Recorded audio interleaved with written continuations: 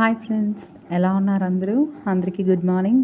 ఎప్పుడెప్పుడా అని వేచి చూస్తున్న టైం రానే వచ్చేసింది. టెట్ నోటిఫికేషన్ అనేది నిన్న మండే అయితే రిలీజ్ అయిపోయింది. సో రేపటి నుంచి అప్లై చేసుకోవాలి అని కూడా వచ్చేసింది. సో హౌస్ వైఫ్స్ ఎలా ఉన్నారు, ఎలా చదువుతున్నారు? కొంచెం ఇంకా నుంచి సీరియస్ ప్రిపరేషన్ అనేది స్టార్ట్ చేద్దామండి. అండ్ నేను కూడా వీడియోస్ కూడా నేను ఎక్కువ తీయాలనుకోవడం లేదు, ఎందుకంటే ఫస్ట్ నా స్టడీస్ మీద ఫోకస్ పెట్టాలి అనుకుంటున్నాను. అయితే తప్పకుండా మీకోసం వీక్లీ వన్స్ కానీ అలాగా వీడియోస్ అనేవి పోస్ట్ చేస్తాను. బికాజ్ ఎందుకంటే నాలాంటి సిస్టర్స్కి మోటివేషన్ అనేది చాలా అవసరం.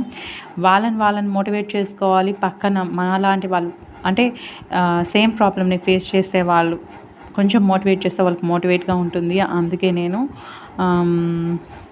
వీడియోస్ అనేది పోస్ట్ చేస్తాను. ఇంకేంటంటే టెట్ అంటున్నారు కాబట్టి టెట్లో మార్క్స్ అనేవి ఎస్జిటి వాళ్ళు కావచ్చు, స్కూల్ అసిస్టెంట్ వాళ్ళు కావచ్చు, మీకు ఎన్ని మార్క్స్ వచ్చాయి చూడండి. జస్ట్ క్వాలిఫైయింగ్ మార్క్స్ మాత్రం వచ్చుంటే మాత్రం కంపల్సరీ హై మార్క్స్ కోసం మీరు తప్పకుండా టెట్ అనేది రాయండి. నేను కూడా ఈసారి టెట్ రాస్తాను. అంటే లాస్ట్ టైం రాయలేదు కదండి, టైం సరిపోక రాయలేదు, కానీ ఈసారి అయితే రాస్తాను.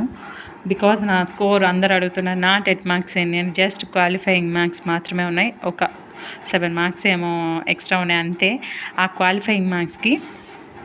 కాబట్టి నేనేమనుకుంటున్నానంటే స్కోర్ పెంచుకుంటే మంచిది కదా అని నేను అనుకుంటున్నాను. అయితే నేను ఎక్కువ ఫోకస్ చేసే టాపిక్స్ ఏంటి టెట్లో అని అంటే, మెయిన్గా నా యొక్క సబ్జెక్ట్ వచ్చి మ్యాథమెటిక్స్ కాబట్టి ఫస్ట్ నేను మ్యాథమెటిక్స్ కంప్లీట్ చేసేస్తాను. అంటే అక్కడున్న చాప్టర్సే ఆల్రెడీ ఒకసారి చదువున్నాను కాబట్టి మళ్ళీ ఇంకొకసారి రివిజన్ అనేది చేస్తాను. మెథడాలజీ నేను చదవలేదని చెప్పాను, అంటే నోట్స్ అనేవి చూస్తూ ఉన్నాను, క్లాసెస్ కూడా వింటూ ఉన్నాను. సో అది కొంచెం టైం పట్టుద్ది. అది మ్యాథ్స్ కంప్లీట్ చేస్తాను. నెక్స్ట్ వచ్చేసి సైకాలజీ, తర్వాత తెలుగు గ్రామర్, ఇంగ్లీష్ గ్రామర్,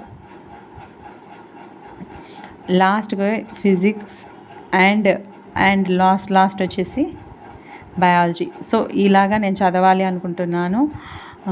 మరి ఎలా చదువుతానో ఏమో నాకైతే తెలీదు. అయితే ఫస్ట్ ప్రిఫరెన్స్ మాత్రం నా సబ్జెక్ట్ ఇస్తున్నాను.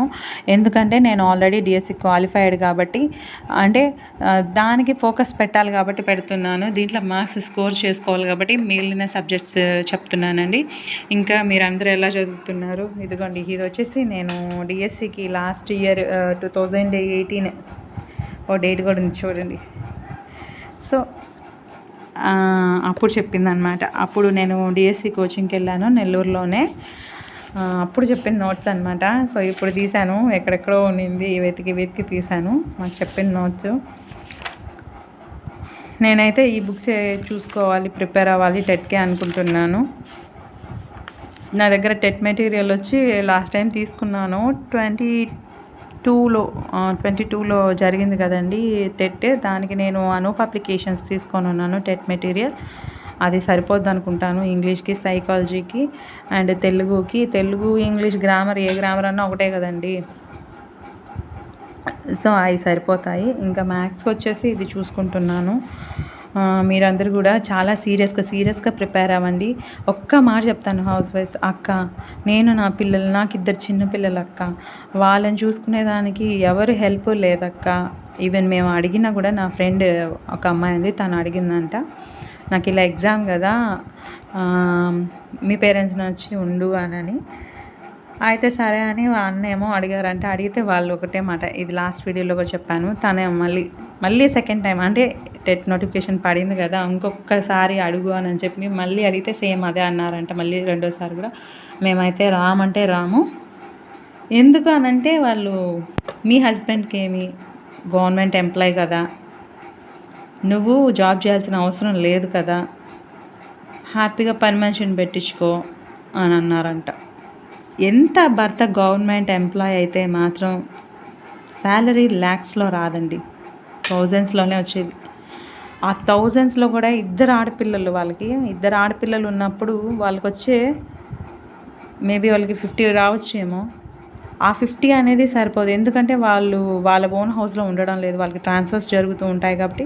సో రెంట్కి కానీ అక్కడ ఉండే ఎక్స్పెండిచర్స్ అన్నిటికీ సరిపోవచ్చు. పిల్లల ఫీజులు, ఇప్పుడు పిల్లల ఫీజులు ఎల్కేజీ యూకేజీ వాళ్ళకే 20-25 తీసుకుంటున్నారండి మా సైడు. మీకు ఎంత ఉందో నాకైతే తెలీదు. 20 అట్లా ఉన్నాయన్నమాట ఎల్కేజీ వాళ్ళకి. నా టైంలో అయితే నేను 20-25కి ఆ అమౌంట్తో నేను పీజీ చదివి బయటకు వచ్చానమాట. సో చూడండి, అలా ఉందన్నమాట ప్రజెంట్ సిచ్యువేషన్. కాబట్టి రేపు మన పిల్లల భవిష్యత్తు కోసం ఎందుకు ఆ అమ్మాయి చదువుతుంది అని అంటే, కేవలం వాళ్ళ పిల్లల భవిష్యత్తుకు బాగుండాలి. నా హస్బెండే కాదు, నేను చదువున్నాను కదా, తనకి తోడుగా ఉండి నేను కూడా కొంచెం హెల్ప్ చేయాలని మెయిన్ ఉద్దేశంతో చదువుతుంది. కానీ అంతేగాని ఇంకా కొడుకు సంపాదన పాడు చేయాలనో లేదా ఏదో సమ్ రీజన్స్ వల్ల మాత్రం కాదండి. ప్రతి ఇన్లాస్ తెలుసుకోవాల్సింది ఏంటి అంటే, ఒక కోడలు చదువుతుంది అని అంటే భర్త సంపాదించినా కానీ భర్తకి తోడుగా ఉండాలి. ఇద్దరు ఆడపిల్లలు కదా, రేపు వాళ్ళ ఫ్యూచర్ బాగుంటుంది. నేను కూడా జాబ్ చేస్తే, ఇద్దరం జాబ్ చేస్తే ఇద్దరికి ఒకరం హెల్ప్గా ఉంటుంది అనే ఒక ఉద్దేశంతో చదువుతుంది. వీలైతే వాళ్ళకి సపోర్ట్ చేయండి, అంతేగాని ఫ్రీ సజెషన్స్ మాత్రం ఇవ్వద్దు. ఎందుకంటే బాధపడతారండి. అదే సేమ్ సిచ్యువేషన్ మీ అమ్మాయికి వస్తే మీరు వెళ్ళకుండా ఉంటారా చెప్పండి? పేరెంట్స్ ఇన్లా సైడ్ వాళ్ళని నేను అడుగుతున్నాను. వెళ్తారు కదా. అక్కడ కూతురు ఒకటే, ఇక్కడ కోడలు ఒకటే. ఒక కూతురే ఇంకొక ఇంటికి కోడలు అవుతుందండి. ఏదైనా మీ పిల్లలు మీ బిడ్డ కోసమే కదా తను కూడా అంత హార్డ్ వర్క్ చేయాలనుకుంటుంది. కాబట్టి మీరు తెలుసుకొని వాళ్ళకి హెల్ప్ చేయండి, తప్పకుండా హెల్ప్ చేయండి ప్లీజ్. మీకు ఎన్ని ఇది ఉన్నా కానీ మనసులో, ఎందుకంటే వాళ్ళకి ఇన్ని పోస్టులు మళ్ళీ నెక్స్ట్ టైం పడతాయో పడవో తెలియదు. కాబట్టి ప్లీజ్ మీరు కొంచెం అర్థం చేసుకొని, మీరు అందరూ అర్థం చేసుకొని, ఎవరైనా చూసేవాళ్ళు ఉంటే మీ యొక్క వాళ్ళకి తప్పకుండా మీరు హెల్ప్ చేయండి. అలాగే హస్బెండ్ కూడా కొంచెం వైఫ్కి హెల్ప్ చేయండి ఎవరైనా నా వీడియోస్ చూస్తూ ఉంటే. అండ్ ఇంకేంటంటే, పెళ్ళి కాని పిల్లలు చెప్తున్నాను, ఒక్కటే వినండి. అమ్మాయిలు జాబ్ వచ్చేంత వరకు మ్యారేజ్ చేసుకోకండి. ఇది నా సిన్సియర్ రిక్వెస్ట్. ఎందుకంటే జాబ్ వస్తేనే, అంటే పెళ్ళైన తర్వాత మనం చదవలేం. 100కి 200% మనం చదవలేం. ఫ్యామిలీ డ్యూటీస్ ఎక్కువైపోతాయి అన్నమాట.